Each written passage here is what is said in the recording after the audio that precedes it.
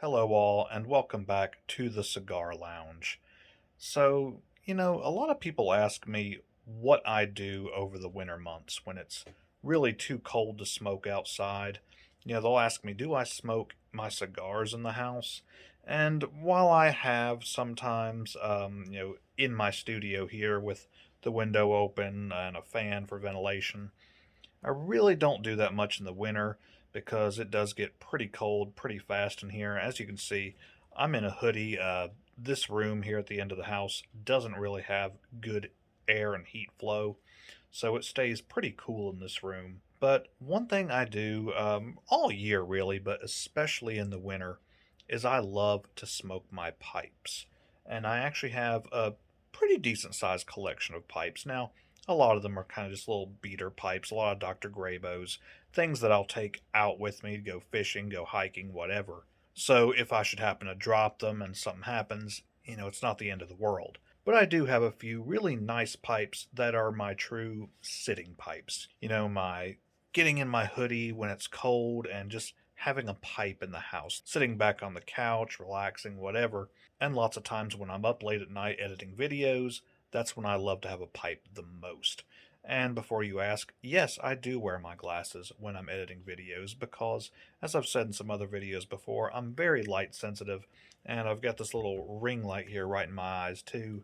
But after a while, the light from the computer does start to bother me, so I'll keep my glasses on a good portion of the night. But that's besides the point. Today, I think I'm actually going to start a new series of videos that feature my pipes. I do smoke them quite a bit, but they really don't get any love on the channel. And even though I've been uploading some older content here on the Cigar Lounge, which I hope you've been enjoying, I still want to get something fresh up there in these colder months. So I believe I'm going to start a new sub-series here on the channel that is dedicated to pipe smoking. I can rank my pipes from best to worst, give some tutorials on them, even showcase some of my favorite pipe tobaccos. But I think I want to start the series with something very special. Now, in this case is a very special pipe that I've actually had for a few months now, but have yet to smoke it. I thought that experience should be shared with you all, so that's what I'm going to do here today. Now, what makes this pipe so special? This is my introduction to Meerschaum pipes. Now, this is an SMS Meerschaum pipe, handmade in Turkey, and as you can see here, I'm not really sure if it's supposed to be a griffin or just, a lion with an eagle claw, but this is an absolutely beautiful work of art, and it's almost a shame to smoke out of it. But if you know anything about Meerschaum pipes, you'll know that after smoking this for a while, this beautiful ivory color will become darker and darker over time until it becomes a light mahogany color. Now, some people that I've showed this pipe to have said they would never smoke such a thing because it's just too pretty. And while I do agree, I spent a pretty penny on this pipe, so I'm going to get my money's worth out of it. And throughout this video, you may see that I will have on these white cotton gloves.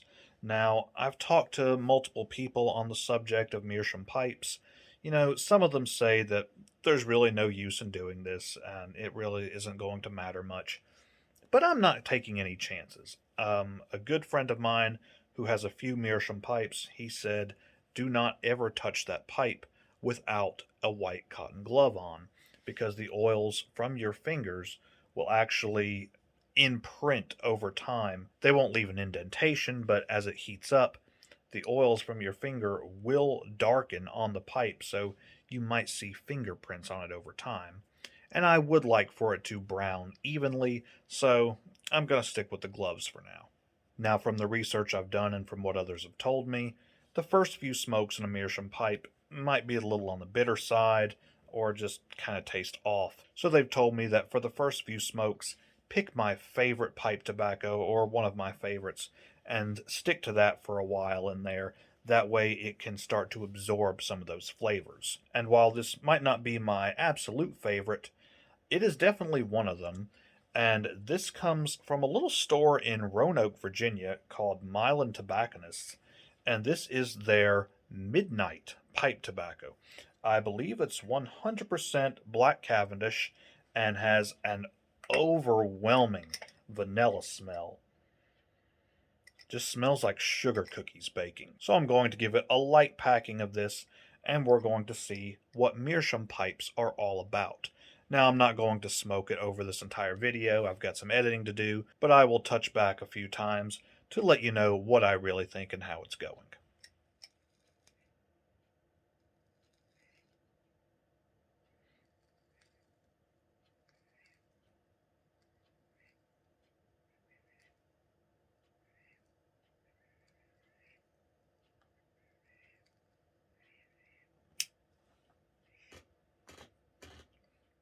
Now, as I said, I'm only going to give this a light packing of tobacco today, being that's the first smoke, and I'm just going to kind of treat it like I do any of my other pipes on the first smoke. Light packs the first few times, and over time kind of build it up. Now, one thing about Meerschaum pipes is you don't want to develop any carbon cake on the inside. You want to wipe it out after every smoke. So maybe that's kind of counterintuitive that I'm starting out with a light packing, but hey, what do I know? I'm just not taking any chances with this. Now, I'm really not noticing any bitter or foul flavors from this. Really just tasting that black Cavendish. Like I said, strong notes of vanilla in here. It smells like sugar cookies baking.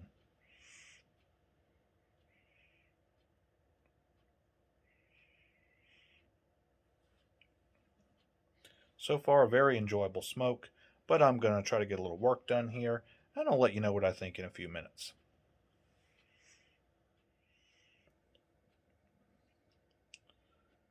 So far, still no sour or bitter taste from this. I'm I'm beginning to think already this is possibly the best smoking pipe that I have.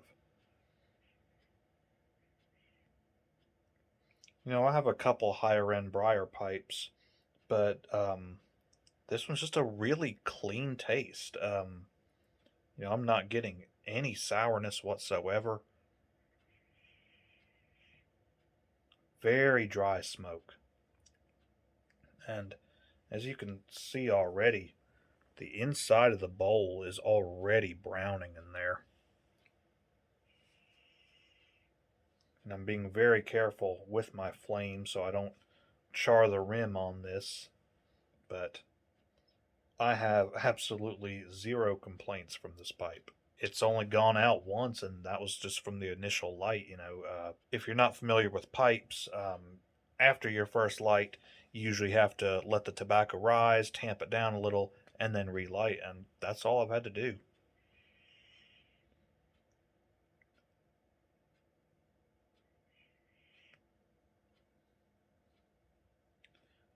Very nice smoke so far. But I'm going to go ahead and finish this here, and I'll let you know what I think at the end, and I'll show you the progress of its coloring at that point. All right, so I've just completed my first smoke on my first Meerschaum pipe, and I am extremely impressed with the flavor I get out of this pipe, the incredible burn I got from it. Like I said, I only relit it once, and now I didn't quite smoke it all the way to the bottom, as you can see. I thought it was about done. Had a little bit more tobacco in there, so the next time I smoke it, I'll just put a little less tobacco in there so I can get that even browning there towards the bottom. But as you can see, it's already started to brown here closer to the top where that tobacco was sitting. Now, as for the outside of the pipe, not really hardly any browning done there, which I know that takes quite a few smokes before you really start to see any difference there. But, who knows? We might see something more in editing afterwards. Maybe it's just a hair darker. But I think I picked the perfect tobacco for my first smoke in this Meerschaum pipe. And this Meerschaum pipe did actually come from the same tobacco shop that was Milan Tobacconists in Roanoke, Virginia. That's actually where I buy all of my pipe tobacco for the most part. I've got a few others that I might, order online, or if I'm in a new tobacco shop somewhere, I might just sample some of their tobacco. But so far, all my favorites and all my go tos come from Milan. I have about 5 canisters full of some of my favorite of their tobaccos. And again, here in a future video, perhaps I'll go through and rate their tobaccos as well. Maybe eventually I'll even sample every one of their tobaccos. But as for this Meerschaum pipe, um, I have no regrets whatsoever on this thing. Like I said in the beginning, it was a little expensive, especially compared to most of my other pipes. But with this craftsmanship, I mean, like I said, this is a work of art here. I mean, all hand carved from one block of Meerschaum, and it smokes incredibly. So if you've got a little extra money and you've been thinking about pulling that trigger and going for a Meerschaum pipe, I highly recommend it. Like I said, this is probably the best smoking pipe I own now. Maybe after time I can give it a little better honest rating compared to some of my briars, but I absolutely love this thing. And of course, I thank you for joining me here today at the Cigar Lounge. Like I said, not really cigar related content, but I think pipes need some love too, especially here in the colder months. But I do intend to keep this series going well into the summer and beyond. But as for now, until it gets a little bit warmer, I think we're going to stay here in the studio and stick to our pipes for a while. But thank you again for joining me today, and I'll see you all next time here at the Cigar Lounge.